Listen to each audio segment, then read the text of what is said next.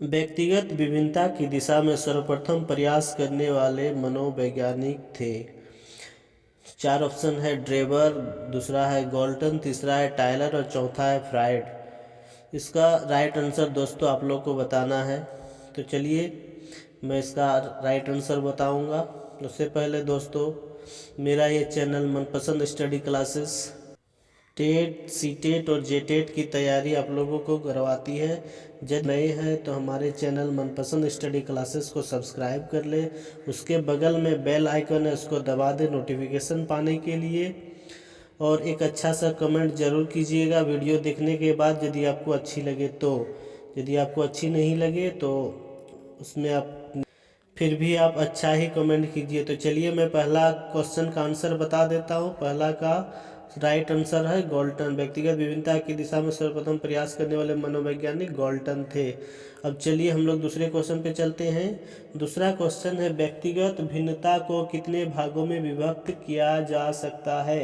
तो चार ऑप्शन आपके सामने हैं, 1, 2, 3, 4। इसका राइट आंसर हो जाएगा 2 नंबर। 2 भागों में विभक्त किया जा सकता है। कौन कौन सा? तो एक है शारीरिक और दूसरा है मानसिक। शरीर से विभिन्नता शारीरिक और मन से विभिन्नता तो मानसिक। अब तीसरा क्वेश्चन को हम लोग देखते हैं।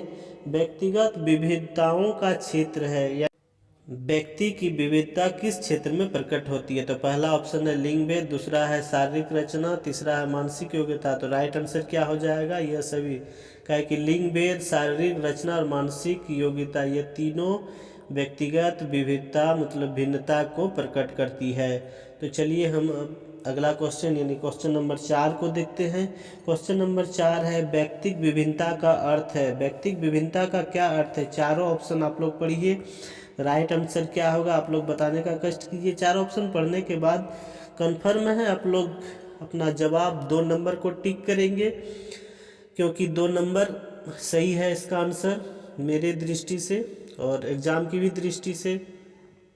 तो 2 नंबर को राइट करना है और आगे बढ़ना है। पांचवा क्वेश्चन देखिए स्क्रीन पर है। व्यक्तिगत भिन्नता के कुल कितने क्षेत्र गॉल्टन ने निश्चित किए हैं। तो हम लोग पहले अपना थ्योरी में पढ़ चुके हैं कि व्यक्तिगत विभिन्नता के क्षेत्र में गॉल्टन ने कुल 39,000 क्षेत्र दिए थे, मतलब कि 39,000 क्षेत्र विविधता के निश्चित किए हैं। दोस्तों ये वीडियो आपको अच्छी लगी तो लाइक ज़रूर कीजिए। अब चलिए हम लोग अगला क्वेश्चन यानी 6 नंबर क्वेश्चन को देखते हैं। व्यक्ति के बाह्य परिवेश को क्या कहा जाता है? ये सिंपल सा सवाल है। बाह्य परिवेश को तो हम लोग जानते ही है, वातावरण कहते हैं, इसलिए 6 का 2 नंबर राइट आंसर हो जाएगा। अब चलिए नेक्स्ट क्वेश्चन की ओर बढ़ते हैं। 7वां क्वेश्चन देखते हैं।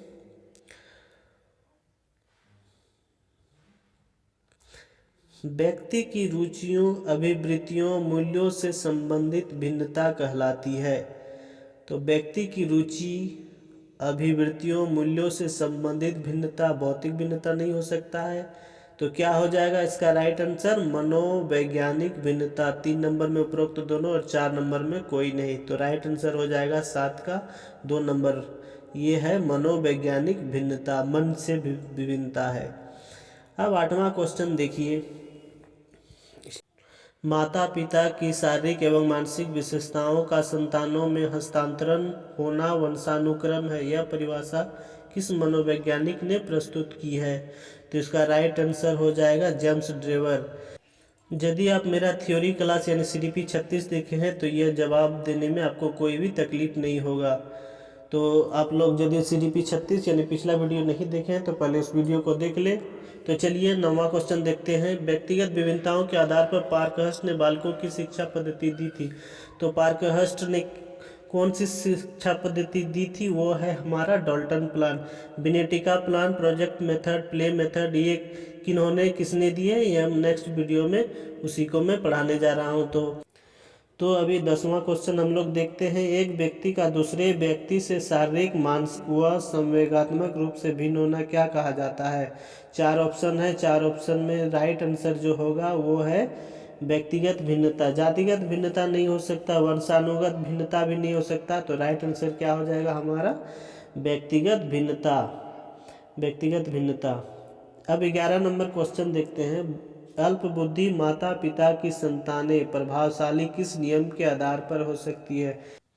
तो यहाँ 4 ऑप्शन है, 4 ऑप्शन में राइट आंसर जो होगा वो है 3 नंबर, प्रत्यागमन का नियम। प्रत्यागमन का नियम यह होता है कि यदि माता पिता प्रभावशाली है तो उसका बेटा मूर्ख भी हो सकता है, और यदि माता पिता मूर्ख है तो उसका बेटा प्रभावशाली इंटेलिजेंट भी हो सकता है। यह प्रत्यागमन का नियम है। अब चलिए 12 नंबर क्वेश्चन देखते हैं।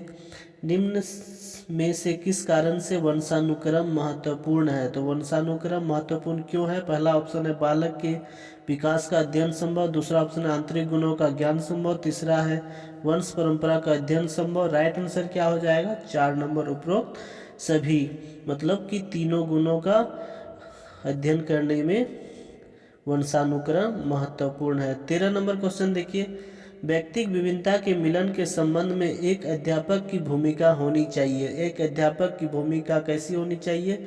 चारों ऑप्शन पढ़िए। पहला ऑप्शन है व्यक्ति के दृष्टिकोण, अभिरुचि और योग्यताओं को जानने का प्रयास, दूसरा है व्यक्ति आधारित पाठ्यक्रमों को उसकी आवश्यकता के अनुसार समझने की कोशिश, तीसरा है उपरोक्त दोनों, और चौथा इनमें से कोई नहीं। तो राइट आंसर क्या हो जाएगा? 13 का 3 नंबर, उपरोक्त दोनों, मतलब दोनों तरीके से अध्यापक की भूमिका होनी चाहिए थी। अब 14 नंबर क्वेश्चन देखिए, मानव जाति में भी कौन सी व्यक्तिक विविधता के निर्धारक तत्व होते हैं जो मानव जाति की विविधता को बताते हैं? तो मानव में भी कौन सी व्यक्तिगत विभिन्नता के निर्धारक तत्व है, उसको हम लोग को बताना। कैसे हम लोग का विविधता आती है? तो विविधता हम लोग का आनुवंशिकता के कारण, जेनेटिक्स गुण के कारण, और इन्वायरमेंट यानी वातावरण या पर्यावरण की अंतर्क्रिया के कारण आती है। इसलिए राइट आंसर हो जाएगा 14 का 3 नंबर। अब हम लोग आगे चलेंगे और 15वां क्वेश्चन देखेंगे। 15 नंबर क्वेश्चन है, माता पिता से संतानें कुछ भिन्न हो सकती है।